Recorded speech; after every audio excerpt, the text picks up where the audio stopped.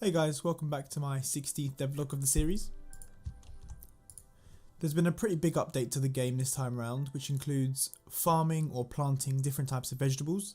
So seeds can be planted, they've got varying growing times, they will decay over time, making them rotten and uneatable, and plants can be picked when their growth has been completed. So animals and NPCs will now chase or run away from certain entities dependent on what entity they have encountered and what entity they are. A calendar system which has been integrated with the vegetable growth system, and various other minor updates.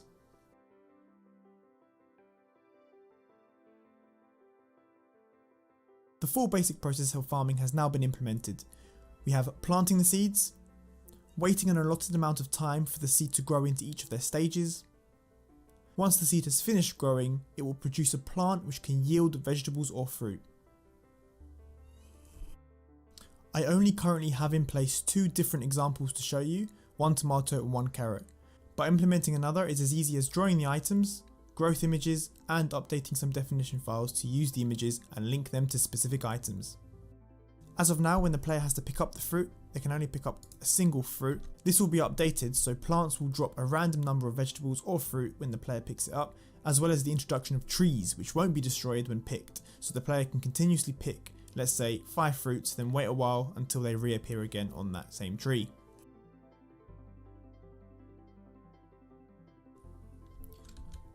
NPC behaviours are now affected and can change based on any other entity in their surroundings.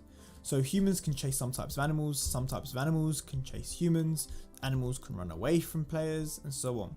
These behaviours are all predefined, but will also affect and depend on things such as the personality of the NPC, such as curiosity, scaredness, and so on.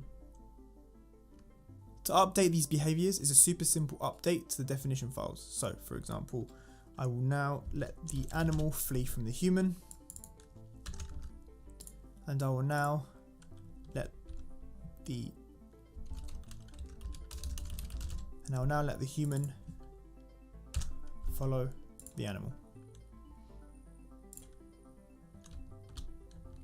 So as you can see, the human is now following the animal. Yes, the animal is moving backwards, but that's a limitation for the animation and nothing else.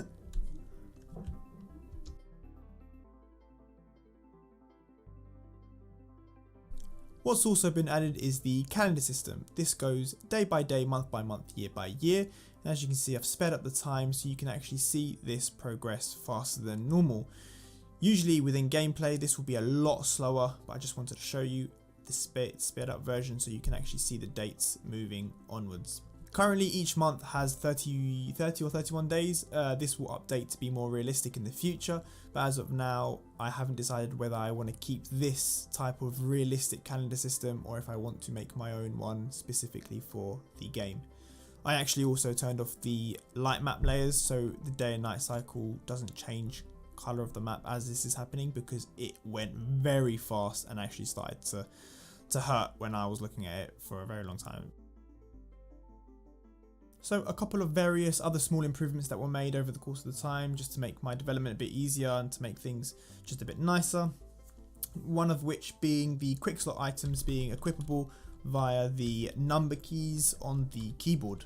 So that's how I am doing this, as I've also got to scroll, or I can just select each of the numbers and this will, anything I press will change the item.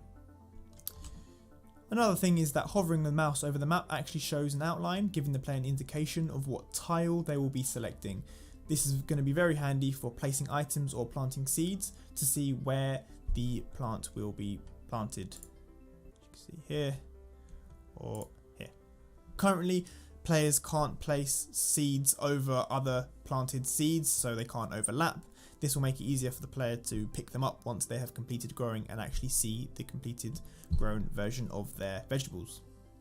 Finally, one simple change was that at the moment you can currently see the item that's being held in the player's hand. Not very well. This was just until I added in a outline for the Quickslot sections, but as you can see, once the item has been used or consumed, press F to consume, it will actually disappear off of the human. So previously this actually wasn't the case, so the player was able to place down multiple objects or eat objects multiple times, reaping the full effect. Such as this, I'm able to place the apple down and the apple disappears out of my Quickslot item, currently selected item in my hand, and I can no longer place it again and again. Next time I will be focusing on the pixel art a bit more and developing the game to make it look visually appealing. I currently have a lot of placeholders, but hopefully this will start to shift and change where I create my own graphics to make it look a bit more appealing and leave the functionality for now until I develop the graphics. Then I can go back to developing the components for the functionality later on down the line. Thank you guys for watching, and I'll see you next time.